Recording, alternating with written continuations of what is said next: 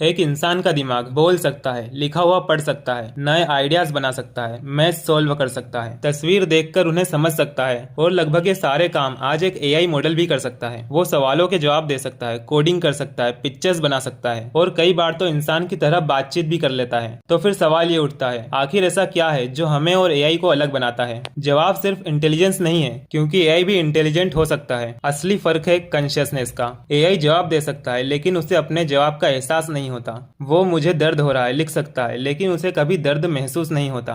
दूसरी तरफ हम सिर्फ इंफॉर्मेशन प्रोसेस नहीं करते, हम हर चीज को एक्सपीरियंस भी करते हैं। और यही एक्सपीरियंस साइंस की सबसे बड़ी मिस्ट्रीज में से एक है, कॉन्शियसनेस। एक ऐसा शब्द जिसे हम रोज इनडायरेक्टली एक्सपीरियंस करते हैं, लेकिन आज तक साइंस इसे पूरी तरह समझ नहीं पाई। सबसे पहले ये समझते हैं कि कॉन्शियसनेस होती क्या है। अगर सिंपल शब्दों में कहें तो कॉन्शियसनेस का मतलब सिर्फ सोचना या इंटेलिजेंट होना नहीं है, बल्कि अपने अस्तित्व का एहसास होना है। जैसे इस समय आप ये वीडियो देख रहे हो, आप सिर्फ मेरी आवाज नहीं सुन रहे, बल्कि उसे एक्सपीरियंस भी कर रहे हैं। आपको पता है कि आप इस समय यहाँ मौजूद है, और यही बात एआई से हमें अलग बनाती है। एक एआई मॉडल भी मेरी तरह बात कर सकता है, वो लाखों किताबें पढ़ सकता है, सवालों के जवाब दे सकता है और कभी कभी तो इंसान से भी बेहतर परफॉर्मेंस दे सकता है। लेकिन अगर एआई कहे मैं खुश हूँ, तो इसका मतलब ये नहीं उसे सच में खुशी महसूस हो रही है। वो सिर्फ लैंग्वेज को प्रोसेस कर रहा होता है। उसके पास इमोशंस का डिस्क्रिप्शन होता है, लेकिन इमोशंस का एक्सपीरियंस नहीं। और यही साइंस का सबसे बड़ा सवाल है, आखिर हमारे दिमाग में ऐसा क्या होता है जो सिर्फ इंफॉर्मेशन प्रोसेसिंग को एक रियल एक्सपीरियंस में बदल देता है। अब जरा अपने दिमाग के बारे में सोचिए। इसके अंदर लगभग 86 बिलियन न्यूरॉन्स होते हैं।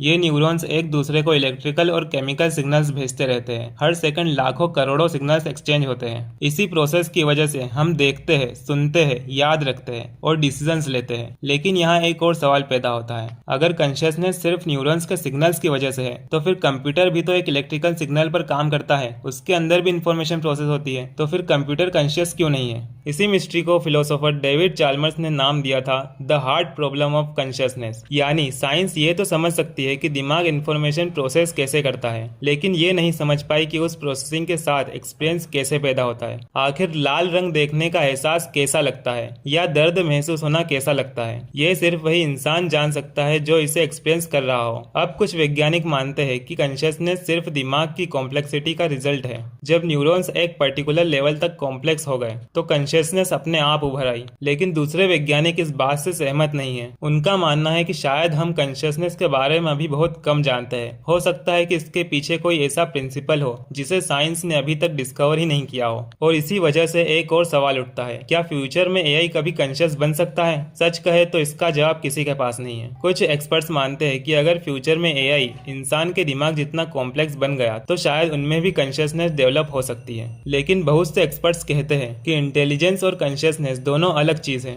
एक मशीन बहुत इंटेलिजेंट हो सकती है, लेकिन जरूरी नहीं कि उसे अपने एक्सिस्टेंस का एहसास भी हो। आज की डेट में कोई भी साइंटिफिक एविडेंस नहीं जो ये दिखाए कि एआई कॉन्शियस है, और शायद इसी वजह से कॉन्शियसनेस को साइंस की सबसे बड़ी अनसॉल्व्ड मिस्ट्री में से एक माना जाता है। तो यही थी हमारी आज की वीडियो। तो मिलते हैं अब अगली वीडियो में। धन्यवाद।